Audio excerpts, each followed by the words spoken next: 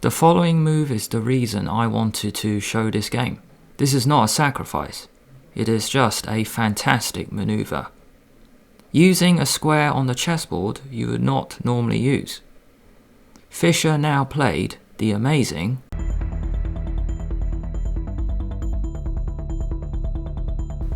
Let's introduce the players. Korchnoi. Known as Viktor the Terrible, he played 2 matches against Karpov for the world title in 1978 and 81. He's known as the best player to never become world champion. Bobby Fischer, known as one of the best in the world, USA #1, became world champion in 1972, beating Boris Spassky. By the end of this video, you will be able to answer the following key points. Viktor Korchnoi has white, Bobby Fischer has black. The game began. d4, knight f6, c4, g6, knight c3, bishop g7, e4, d6, the King's Indian, bishop e2, castle, knight f3, e5. Here white has many options. You can push, you can play d5, this is the Petrosian system. You can play bishop e3, this is the Gligoric system. You can even play d takes e5. This is the exchange variation. But here white castled. Knight c6. Korchnoi pushes, d5 and knight e7. This position is the main line of the King's Indian. Now Korchnoi plays knight d2. What is the point of this move? To reroute to the queen side. White can play b4 in the future and then play knight b3. Or maybe this pawn can go forward with support from the b pawn and then the knight can go to c4, putting pressure on black's queen side. After knight d2, Bobby goes c5, blocking up the queen side, making it difficult for white to make fast progress. White now played a3. Just want to show you here, en passant might not be best because after taking, black can free his position, play bishop e6 and get d5 ready. Instead of a3, maybe Korchnoi could play rook b1. If black reroutes with knight e8, b4 in one go, you saved a move. You didn't need to play a3. Now after b4, black should just keep the queen side closed. And after take, knight b3. Now this is the dream maneuver. If the knight can go to a5 to c6, white is making a lot of progress on the queen side. If black goes f5, this is a cool line that I found using the computer. Bishop g5. Some ideas here which are very new to me. After this move, the queen can go to c1 to a3, maybe it helps out. The knight on b3, heading into the c6 square. So if you play bishop f6, the bishops can come off and then support your center with f3, and if f4, queen c1, g5, queen a3. Maybe white is making some progress on the queen side, but black is also doing his normal thing, trying to attack the king. Now after bishop g5, you could go h6, but after take, notice the queen, it was on d8 guarding a5, so white can come in straight away with knight a5. And white is making some progress. The knight will sit here, the queen can join in straight away. White can support his pawn with f3 or bishop d3. So this was a cool line that I wanted to share with you. Back to the game. Korchnoi played a3, it makes sense. After knight e8 you go b4, b6, rook b1. Makes sense because you're going to take the pawn on c5 and then the rook will be useful on the open b file. f5, f3, and now f4 played. Very committal move. But whenever f3 is played, I notice the e3 square is weak. So you can take this chance to play bishop h6. Let's just get rid of this bishop on g7. It really isn't the best piece because it's just biting on its own pawn. So when this happens, you can play bishop h6. Bishop e3 check is very dangerous. So let's go knight b3 and after take, f4. Take, and In the previous variation, we can see it would be great if that pawn wasn't there, because then the queen can come to a3, helping knight a5 to c6. Black will continue attacking on the king side. Back to the game after f3, f4 played, a4, g5. Now when a4 was played, I asked the question, why not a5? Because it looks like black has just blocked up the entire queen side. But this is another middle game strategy I want to share. After take, knight b3. You may be thinking, well, how is this knight going to make any progress against these pawns? You'll see very soon. If black just continues normally, in the style of the King's Indian player, just attacking white, then bishop a3 is a great move. Rook f6. And now we see the sacrifice, this idea. Take, and then take, getting 2 pawns for the piece. And white is making very quick progress on the queen side. After knight d6, the bishop can go to b6 and even support.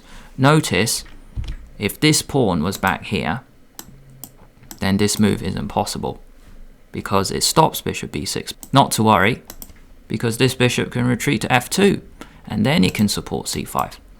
So this was a new idea that I learnt when analysing this game. Now after a4, g5, a5, rook f6. Take. So notice Korchnoi has got his pawn here, but it would have been even better if he hadn't even used it. Knight b3. The point of knight b3, we're going to try and sack. Give up a piece for 2 pawns. Rook g6. Bishop d2. Korchnoi doesn't go that way. He goes to the king side. Bishop e1 to f2. King can sidestep, trying to defend. Knight f6. Black has 3 pieces supporting the g4 advance. Black is making progress on the king side. King h1, g4, take, and this knight has some serious options. Coming into e3, it's attacking h2. The rook can shuffle over to h6. Rook f3 played. Not the best move, because black now played rook h6. Attacking h2, and after h3, knight g6. Going back, just to show you why it wasn't the best move, white could have played bishop f3, because you can't go rook h6 with 2 pieces attacking h2, because now the knight is hanging on g4. Rook h6, h3, no need to move the knight, let's move the other knight to g6. King g1 and knight back to f6. Black has created a weakness on g3. The knight has to retreat. Bishop e1. Even though this is a blitz game, the following move is the reason I wanted to show this game. Fischer now played the amazing knight h8.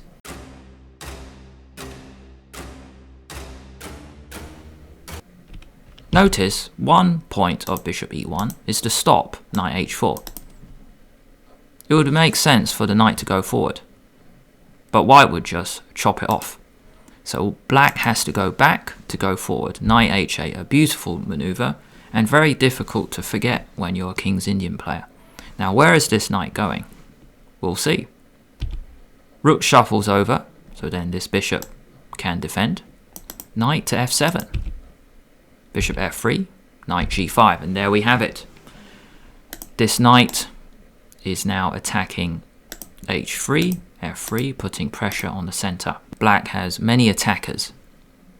The rook on h6 and the bishop on c8. Even though it hasn't moved, this bishop on c8 is a very active player in the King's Indian attack. Queen e2, rook g6, threatening knight h3 check, king f1, and pause the video to find the way in which Fischer crashed through.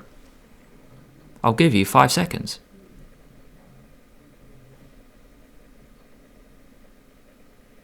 The move is knight takes h3. Even though white got his king out the way, he does not stop this move.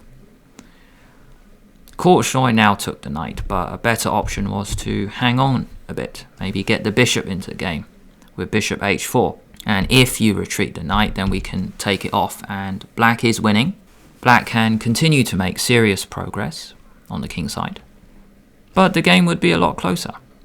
However, In the real game, after knight takes h3, Korchnoi took, allowing the bishop to come in with check, king f2, and allowing the knight to come in with check, knight g4, take, and after bishop takes g4, Korchnoi resigned. There's no good move here, so let's just finish it off.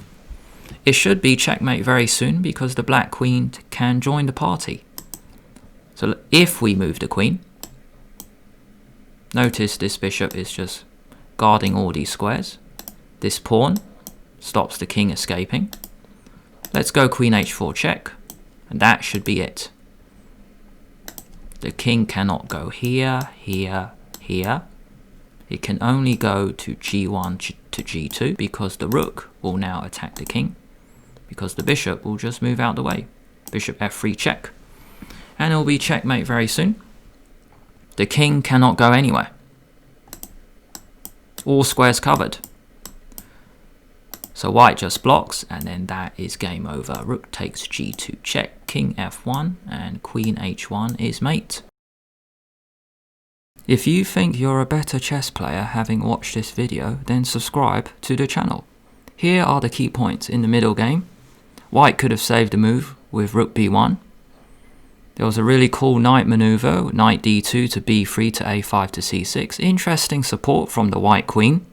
It could have gone to c1 to a3, helping knight a5. GM Matthew Sadler calls the King's Indian bishop the good bad bishop, sacrificing 2 pawns for a minor piece. Knight b3, then bishop a3, then knight takes c5. The incredible knight maneuver, starting with knight h8, and the middle game tactic to finish it all off, knight takes h3, and then Korchnoi resigned. If you want to support the channel, there is a donation link in the description below. Check out 2 videos here. And thank you so much for watching all the way until the end.